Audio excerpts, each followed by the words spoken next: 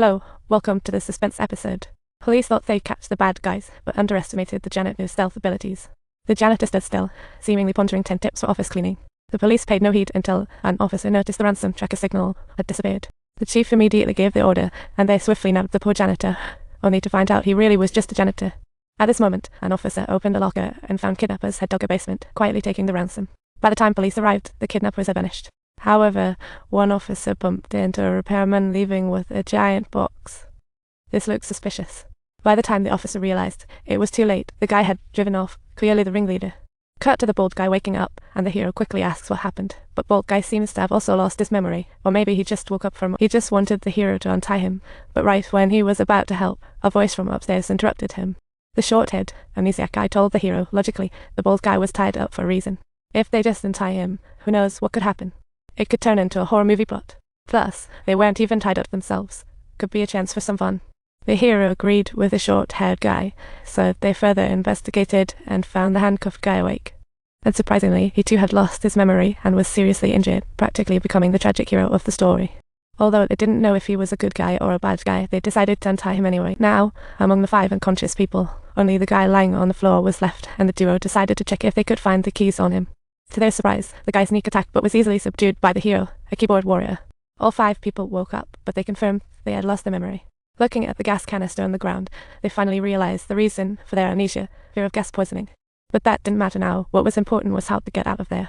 The hero looked at the lighter, and a memory flashed in his mind. He remembered he had a beautiful wife and daughter, but later his daughter seemed to have fallen ill. However, at that moment, he couldn't be bothered. As the first one to wake up, he recounted everything that had happened after he woke, but just then, the handcuffed guy questioned why he kept the phone call a secret.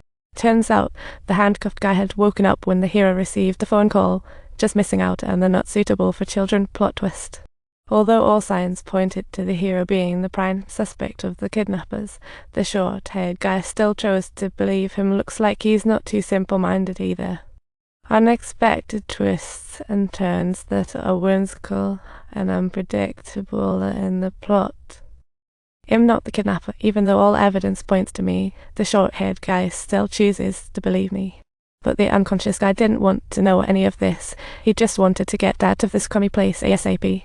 So he angrily grabbed the phone to call the police, but the short-haired guy yanked at the phone line. What a smart decision. Seeing this terrifying scene, the 3 panicked, unsure of the corpse's identity. Luckily, the observant hero spotted the words Liberty Square on the corpse, confirming that it was just a security guard from the square. Upon hearing Liberty Square, the unconscious guy suddenly remembered something and rushed to the restroom to grab a newspaper. The paper reported a kidnapping case at Liberty Square, where a company's boss and finance director were being held hostage by mysterious. The police were conducting a full investigation, which meant out of the 5 of them, 2 were hostages and 3 were kidnappers. However, the amnesiac group had no idea who the hostages were and who the kidnappers were, and that didn't seem to matter. What mattered was that regardless of who the hostages and kidnappers were, once the ringleader returned, someone was taking a one-way trip, so they temporarily set aside their differences, planned to escape together, then parted ways. However, despite trying every trick in the book, the hero and friends could not find a way out. Meanwhile, the handcuffed guy found a gun under the nearby shelf. Considering that both he and the bald guy were tied up, he thought they must be in the same gang. Guided by the handcuffed guy, the bald guy attempted to grab the gun, only to accidentally knock over something on the shelf. The noise got the attention of the others. They turned to see the bald guy almost getting the gun, and without hesitation, rushed in. Ultimately, the gun landed in the hero's hands, as if it were the wheel of fate. Just then, the phone rang again, and the hero cautiously answered. On the other end, the voice said they had received the ransom. They would return before sunset, leaving little time for the hero and company to talk about playing with fire. After enduring half an hour of various attempts filled with twists and turns, they still hadn't managed to find an escape route. It appears that it's time to initiate our grand assembly plan. The unconscious guy's mind suddenly recalled a memory and realized he seemed to be the abductee. The short-haired guy was indeed his boss, so he hurriedly revealed the truth to him. They had to get that gun from the hero and figure out how to escape together or they'd be in trouble. What's more, the unconscious guy even mentioned the short-haired guy's daughter, claiming the kids often played together.